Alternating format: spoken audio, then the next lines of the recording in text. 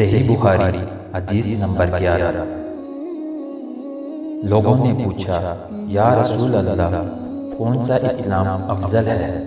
تو نبی کریم صلی اللہ علیہ وسلم نے فرمایا، وہ جس کے ماننے والے مسلمانوں کی زبان اور ہاتھ سے سارے مسلمان سلامتی میں رہیں۔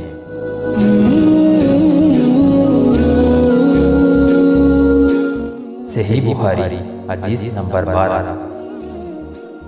ایک دن ایک آدمی نے نبی کریم صلی اللہ علیہ وسلم سے پوچھا کہ کون سا اسلام بہتر ہے؟ فرمایا کہ تم کھانا کھلاؤ اور جس کو پہچانو اس کو بھی اور جس کو نہ پہچانو اس کو بھی، الغرض سب کو سلام کرو۔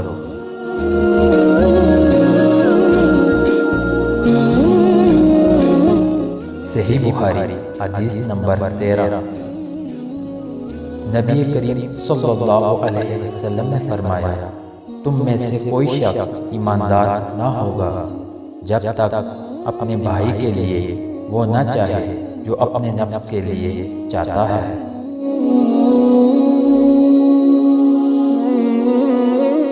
صحیح بخاری حدیث نمبر 14۔ نبی کریم صلی اللہ علیہ وسلم نے فرمایا، قسم ہے اس ذات کی جس کے ہاتھ میں میری جان ہے، تم میں سے کوئی بھی ایماندار نہ ہوگا جب تک میں اس کے والد اور اولاد سے بھی زیادہ اس کا محبوب نہ بن جاؤں۔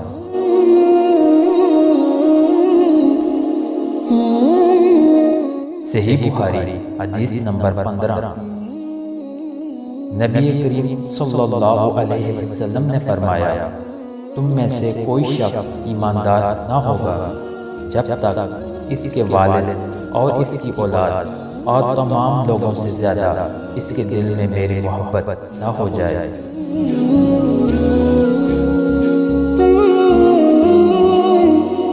صحیح بخاری حدیث نمبر 16۔ نبی کریم صلی اللہ علیہ وسلم نے فرمایا، 3 خصلتیں ایسی ہیں کہ جس میں یہ پیدا ہو جائیں اس نے ایمان کی مٹھاس کو پا لیا۔ اول یہ کہ اللہ اور اس کا رسول اس کے نزدیک سب سے زیادہ محبوب بن جائیں۔ دوسرے یہ کہ وہ کسی انسان سے محض اللہ کی رضا کے لیے محبت رکھے۔ تیسرے یہ کہ وہ کفر میں واپس لوٹنے کو ایسا برا جانے جیسا کہ آگ میں ڈالے جانے کو برا جانتا ہے۔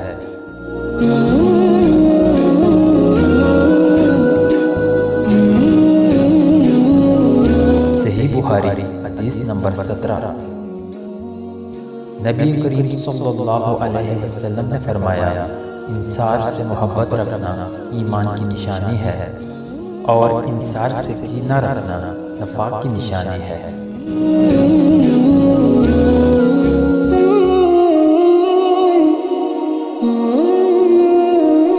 صحیح بخاری حدیث نمبر 18۔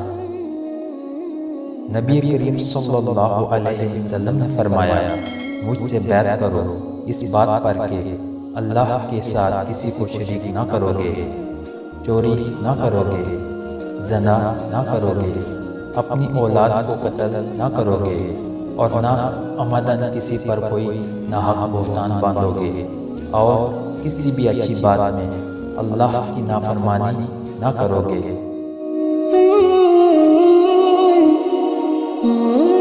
جو کوئی تم میں سے اس عہد کو پورا کرے گا تو اس کا ثواب اللہ کے ذمہ ہے، اور جو کوئی ان بری باتوں میں سے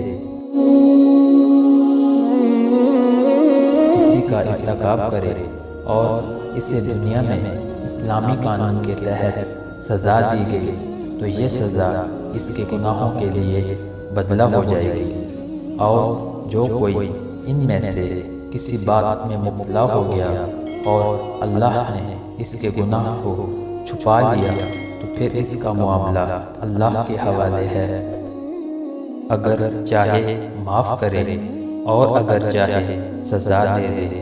یہ وعدہ کہتے ہیں کہ پھر ہم سب نے ان سب باتوں پر آپ صلی اللہ علیہ وسلم سے بیعت کر لی۔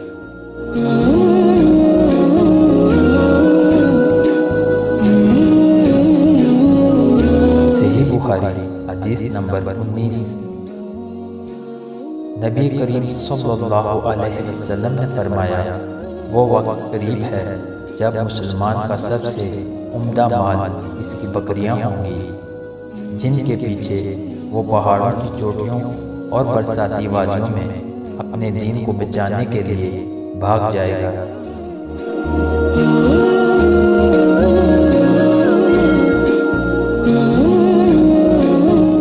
صحیح بخاری حدیث نمبر 20۔ رسول اللہ صلی اللہ علیہ وسلم لوگوں کو کسی کام کا حکم دیتے تو وہ ایسا ہی کام ہوتا جس کے کرنے کی لوگوں میں طاقت ہوتی۔ اس پر صحابہ رضی اللہ عنہم نے عرض کیا کہ یا رسول اللہ، ہم لوگ تو آپ جیسے نہیں ہیں، آپ تو معصوم ہیں اور آپ کی اللہ پاک نے اگلی پچھلی سب لغزشیں معاف فرما دی ہیں، اس لیے ہمیں اپنے سے کچھ زیادہ عبادت کرنے کا حکم فرمائیے۔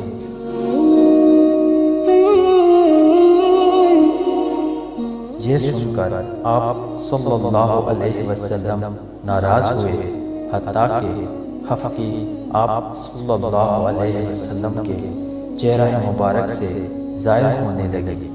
پھر فرمایا کہ بے شک میں تم سب سے زیادہ اللہ سے ڈرتا ہوں اور تم سب سے زیادہ اسے جانتا ہوں، پس تم مجھ سے بڑھ کر عبادت نہیں کر سکتے۔